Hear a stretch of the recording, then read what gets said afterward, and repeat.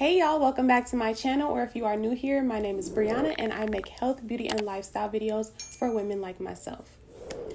I just want to start off by saying that there is nothing wrong with wanting to be successful or wanting to work hard for what you want to get. Let's talk about what hustle culture is. So I would define hustle culture as people who feel like you have to sleep when you die, and when they just go to the extreme of it's never enough. You should always have higher and higher and higher and higher standards, and like everything has to be perfect. There's so much pressure. You're constantly working, you're constantly thinking about work, and if you're not, then you're doing something wrong. That is hustle culture to me. Today we will be talking about those type of people that say things like that and that just take it to the extreme in terms of how much harder they work than everybody or what the standard should be. Before we get deep into our discussion, if you would like to know how I did my twist out, you can watch the video right here. The reason why I think that hustle culture is still prevalent today is because the economy is just so bad. When you think about inflation and you think about minimum wage not rising that much from years ago, it all makes sense. It's so hard for millennials to even live on their own and pay their own bills by themselves nowadays.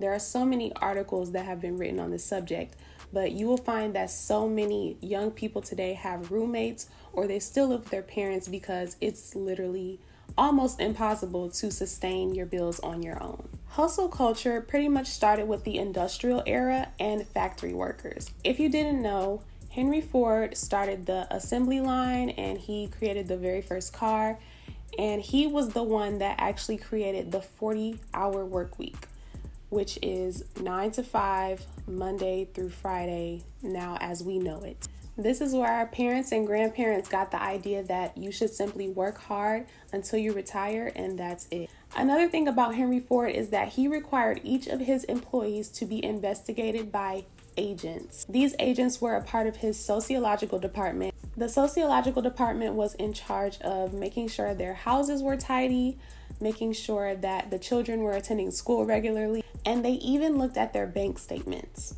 One of the problems with this is that a lot of that responsibility fell on the wives of the employees because the husbands were at work most of the time, or they weren't the ones that was dealing with the housework and the children.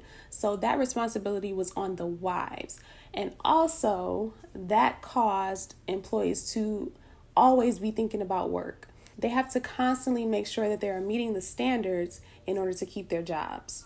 I think that contributed a lot to the start of hustle culture and why we focus on work so much and why we feel like we always have to go above and beyond in terms of the workplace. There is not enough time for balance, and there is not enough time for the employees to worry about their health and well-being. And we still see this today so much in the corporate world, which I tried to work in the corporate world like one time and for like 2 weeks before COVID happened, and I already seen that it was not for me. And really it was a multi-level marketing company, but corporate, it's still corporate. There's still the pressure, there's still the quotas, there's still the competition, there's still the you must meet these requirements or you must meet these things in order to get promoted.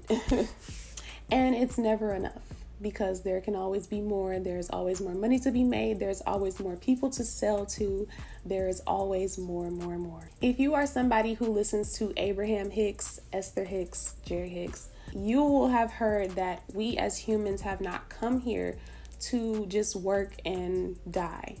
We have come here to have pleasant experiences and to really explore and expand and learn and just feel feelings of joy.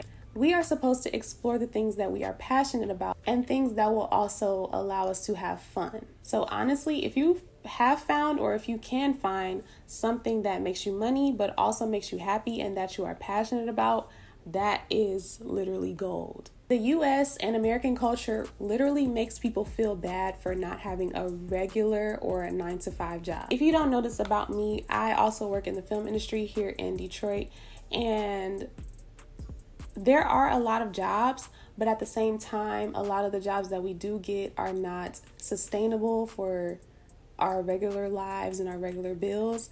If we do get a good paying job, then it's only like 3 days or it's only short term. So a lot of times when I go on set, I will constantly be asked, what's your 9 to 5? What's your regular job? What's your regular gig?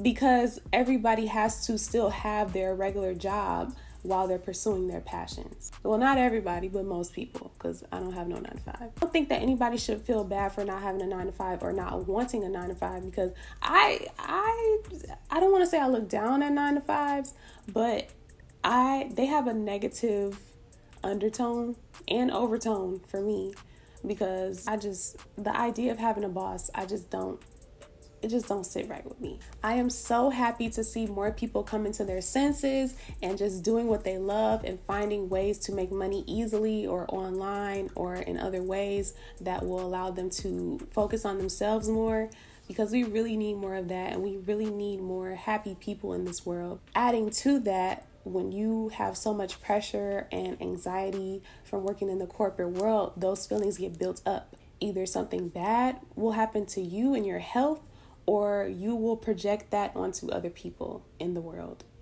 And both of those are not good. I am absolutely not saying that nobody should work in the corporate world or corporate jobs or 9 to 5s or regular jobs, whatever you want to say. I'm not saying that nobody should work those jobs. We need people for those jobs.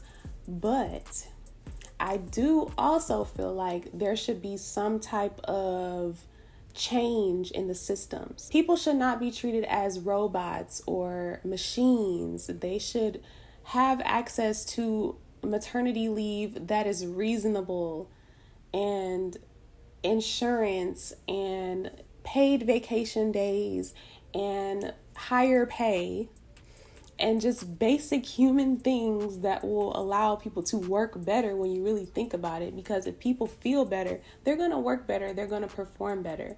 So how does belittling them or putting them down or pressuring them constantly help? Y'all are hurting these people. Y'all are not allowing these people to breathe.